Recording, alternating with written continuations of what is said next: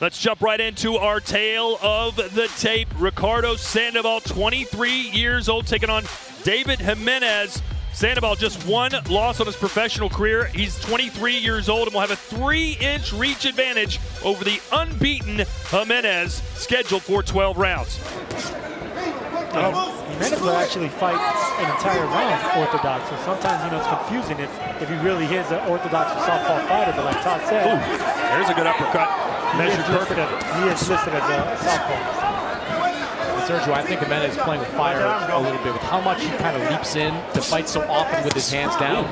Sort of makes him right for a counter. Well, he landed 4 strong shots right now. These are right on the button. The best spell of this fight for David Jimenez. And it starts with body shots. The left hook to the body that got the elbow down, and from there, the hooks, the left and right hooks landed on Sandoval. Even when they're blocked, those are having an effect on Sandoval, and Jimenez is getting confident with those hooks.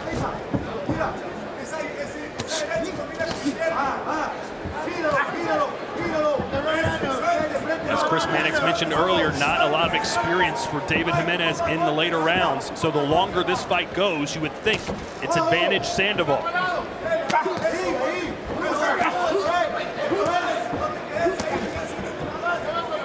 This is where you start breaking down who your opponents were. Who did you beat to get that clean record? And when you look at Ricardo Sandoval's record, he has the goods. His last 5 opponents, they're winners. If you look at the last 5 opponents of Jimenez, they're guys that you're supposed to just beat, and they don't look good on your record. Here's Jimenez trying to walk Sandoval down here at the end of the round. He's done that almost every round.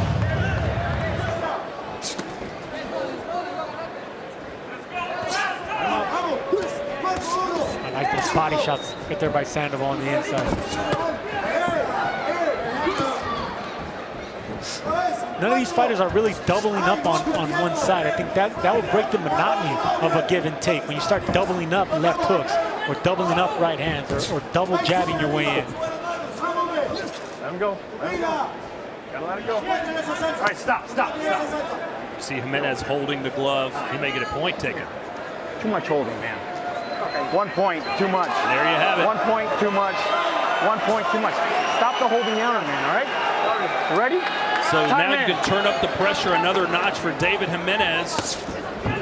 He's got to get going. Yeah, and you didn't hear much of an argument there from David Jimenez, who knows exactly what he's doing. Every time he gets a grip on one of the arms of Sandoval, he's holding tight, trying to land a shot with the other ones. Yeah, I don't mind that point deduction at all.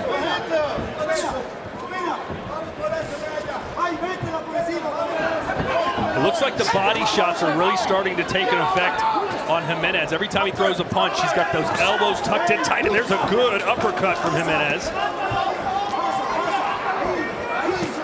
Ooh, there's another body shot from Sandoval. I think he hurt David Jimenez right there to the body again. If I were Sandoval, start doubling up on those liver shots. Jimenez is hurt. Yeah, this is right around the time that Sandoval stopped Jay Harris 2 fights ago. So this is where the effect of those body shots starts to settle in. And Jimenez holding on to that left hand, the left arm of Sandoval, quickly let go as soon as Thomas Taylor took a look that way.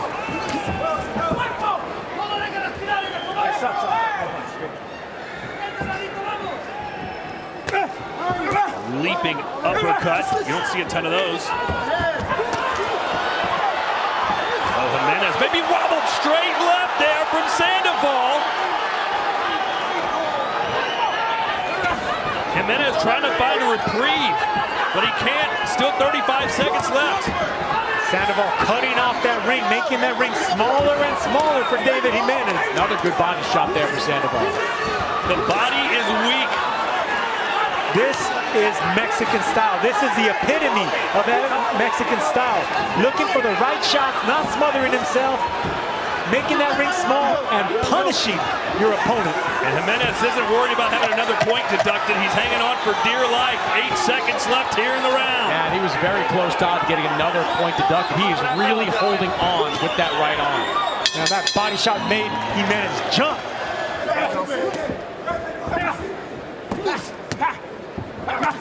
Oh, right-handed, that'll turn this fight around in a hurry. What a punch from Jimenez. And in the championship round, a nice right hook, a short right hook that was landing all the time, finally dropped Sandoval. His corner telling him he needs a knockout, and by God, he might get it. Running out of time here in the 11th. Caught him again. Sandoval's hurt. David Jimenez still very much alive. Oh, and there's another right that scored. Oh, he's hurt. He lit him up again. I think Sandoval should just back off. Oh, now you want him to back off. You said you wanted to go forward. This is the danger of exchanging with a man like David Jimenez. Sandoval was hurt on that last exchange by Jimenez. Good combination, brutal combination. Sandoval's not boxing, he's going to war, Sergio. That's what you want from a guy you think's probably winning the fight. That's what we expected. I told you this was going to be a war. Styles make fights, and these two are perfect for each other. Jimenez has expended a lot of energy. If Sandoval escapes this last round and he escapes with a victory, he's going to go back and realize the jab was missing. The jab and the doubling the body shots was missing. Exchanging with a tough man like Jimenez was wrong strategies. Kind of reminds me in a way, Sergio, of a fight we saw a couple of months ago. Evan Sanchez against Carlos Ortiz. Evan Sanchez decided to brawl with Ortiz. He got knocked out. Did Sandoval do enough to get a decision here? What a job by David Jimenez to close the show strong, but was it too little, too late? Ladies and gentlemen, after 12 exciting rounds of boxing, we go to the judges' scorecards. Dr. Lou Moret scores at 114-112. Gary Ritter, 114-112. Fernando Villarreal scores at 113-113. We have your winner by majority decision. From Costa Rica, David Jimenez. Sandoval was a 16-1 favorite, but Jimenez, thanks to a massive knockdown in the 11th, has pulled off the stunner to start our night. That was a very close fight throughout. Let's jump right into our tale of the tape. Our second fight of the night, super featherweight division. Lamont Roach Jr., 26 years old, taking on the 34-year-old Angel Rodriguez out of Colombia, who will have a 4-inch reach advantage over Roach Jr. Here we go, round 4 scheduled for 12. Lamont Roach Jr. taking on Colombia's Angel Rodriguez. I like that right hand right there by Roach. That's going to set up looping left hooks around the guard of Rodriguez. You like the fact that Rodriguez is allowing Roach Jr. to bring the fight to him? I think he has to respect Roach now. In the last round and a half, he has to respect him. Even though Rodriguez is fighting off Roach right there, you can tell that he's backing up for a reason. He's feeling the hands and the pressure of Roach. No blow. Nope. Another thought a slip. Ray Corona thought about it. There's no way. That was a low blow. Very low blow. And Roach felt that.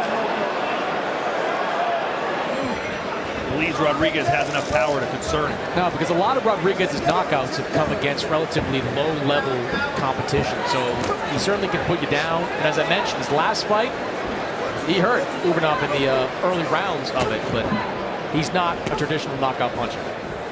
If he can hit you at the long range of that shot, he can definitely hurt anybody. I mean, he's long, he's rangy. You can see that he's strong. Even though oh, next right hand to that buckled Rodriguez, the Colombian in some serious trouble. Roach told us he was going to stop him. This could be his moment here in the 5th.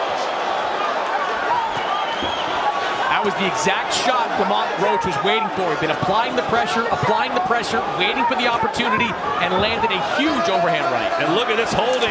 Ray Corona could easily have taken a point away there.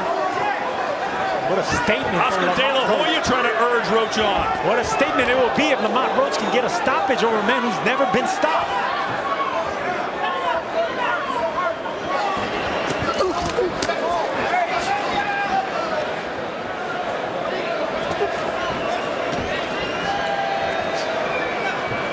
It's just like in any sport. Sometimes you come watch it and the game's a blowout. That's just the way it goes.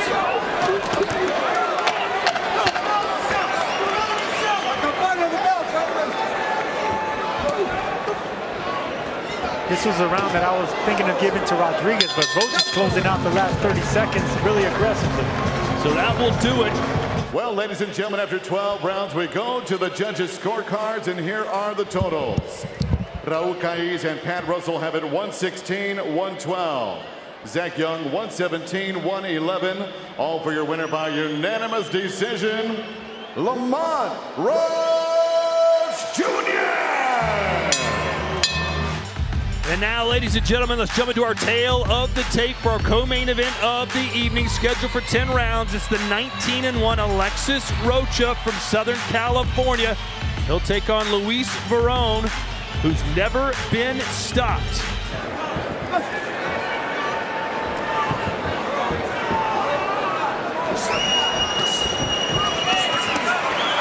Now, finally, Rocha has him trapped a little bit. Verón is a slippery character. Hard to pin him down. Well, that's the smart move right there by Alexis Rocha. Dig to the body. The best way to slow down an active fighter, hit him in the body and hit him there again. And you can see Verón covering up the body, which exposes the head. And now he may be knocked. That knee almost touched. I think that knee did touch. I would like to see that again, but yeah, it looks like he's not hurt, but he's definitely flailing. He's running away. I thought in that sequence, Verón was looking to take a knee to stop the onslaught of Alexis Rocha. He was able to escape it just in time. Boy, he has been backpedaling since the opening bell. And that takes your thigh, that takes your muscles on your energy in your legs. That's why I'm curious to see how he's going to perform. Rocha may be sensing something here as this crowd starts to give him energy. Oh, the feet. The foundation may be gone for Verón.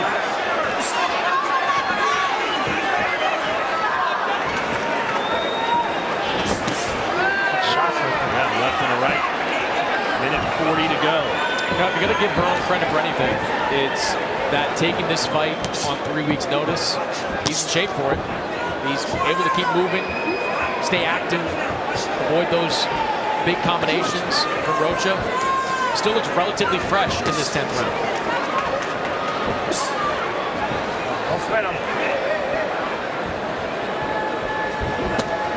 Yeah, Verón is who he is. I mean, this is going to be his 5th loss in 7 fights, and also undefeated opponents. And that's who he is. Verón can hang with prospects with unblemished records, but he can't beat them.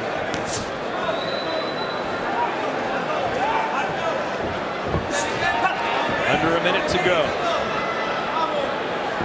You wouldn't know it just because of the pace of this fight, but a very large portion of this crowd is behind Alexis Rocha. They just haven't made any noise. Just had those special moments in that fight, this fight.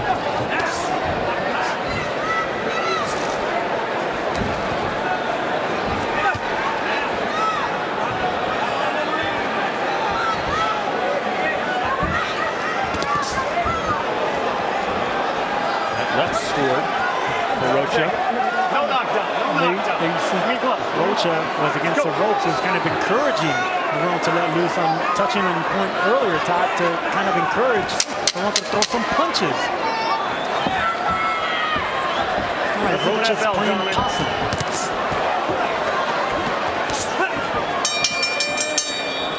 And that will do it. Well, ladies and gentlemen, after 10 rounds of action, we go to the judges' scorecards. Here are the totals. Rudy Barragan and Dr. Lou Moran have it 100-90. Fernando Villarreal scores it 99-91. All for your winner by unanimous decision.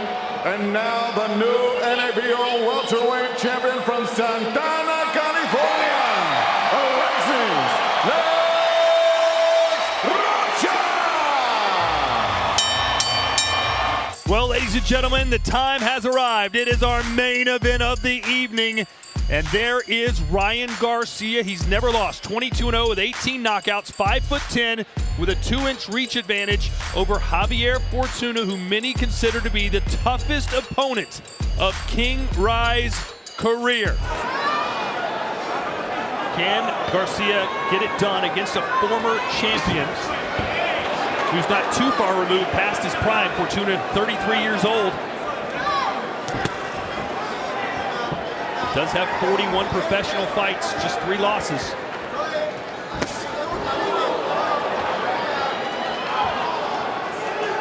You know, Fortuna's had some hard luck in the past, you know, coming up short in the big fights, but he's also a fighter to look really good against. It's hard to look good against a style like Fortuna. And if I'm Fortuna, I'm looking for that big sweeping left, the same shot that Luke Campbell hit Ryan Garcia with to put him down a year and a half ago. Garcia, still fast, still strong, but Sergio, still not a lot of head movement there, making him something of a stationary target. Yeah, well, he doesn't really need it right now just yet. He is a taller fighter, and Fortuna hasn't broken the range. And he threw a good combination right now, Garcia did earlier, a 1-2-1. Garcia looks so much bigger in there than Fortuna. Yeah, even though Fortuna rehydrated to a higher weight, it's Garcia that could distribute that weight a lot better. It looks better on his frame. Wide shoulders, tall. His body can carry that extra weight. Ooh, that one got around the gloves. Yeah, Garcia's starting to turn it into a hook now, realizing the straight punches aren't landing effectively on Fortuna. Top of the box punches. Landed through 3. Garcia 33, Fortuna 14. As Garcia's starting to press forward. He said he was going to start pushing the tempo in the 4th round, and a body shot sends Fortuna down. That was a body shot, just like we saw knock Luke Campbell out. Exact same punch. Faked it upstairs, feinted like it was going to be a left hook, detoured it to the ribs. Why is the referee doing this? The mouthpiece came out of Fortuna. They take it out. This is what they do. They wash it off and they put it back in. That's what veterans do. But it was done on purpose. Veterans spit out the mouthpiece on purpose to buy time. Hey, nobody knows about that move more than Joe Goosen does. As Diego Corrales pulled that many years ago. Well, Fortuna bought a few seconds, but will that be enough to avoid what is now a surging Ryan Garcia? That was a terrific body shot for Ryan Garcia. It seems like that's going to be Garcia's MO now. Not just that slinging left hook upstairs, but taking it downstairs to the ribs. Now Fortuna trying to go Roy Jones on him here, keeping the hands down by his waist. Now he's protecting them ribs is what he's doing.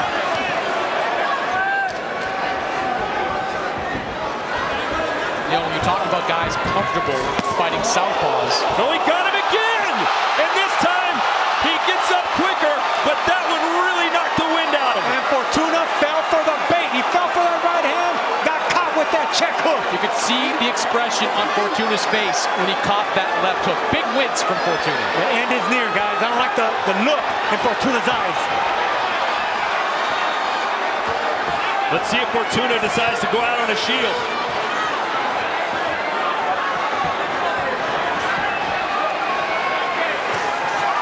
Garcia promised an electrifying performance. He's on track for that. Already has 2 knockdowns, 1 in the 4th, 1 in the 5th. With as much pressure that he's applying, it's hard not to see that he's not going to get this stoppage. Oh, Ryan stumbling backwards, may have been off balance. Yeah, Fortuna caught him glancing with a looping left hand. Ryan was off balance there too. Look for Garcia to aim for that body again. He's already threw 2 check hooks upstairs. Fortuna blocked them, but the elbows are coming up. Probably some people who maybe aren't that familiar with Ryan Garcia or boxing in general who are like, what? Ryan Garcia should be beating this guy. Look how much taller he is. But guess what? People want to throw, and he caught him with a left hook again. And Javier Fortuna may not want to absorb any more punishment here tonight. Out comes the mouthpiece. No mas. No mas.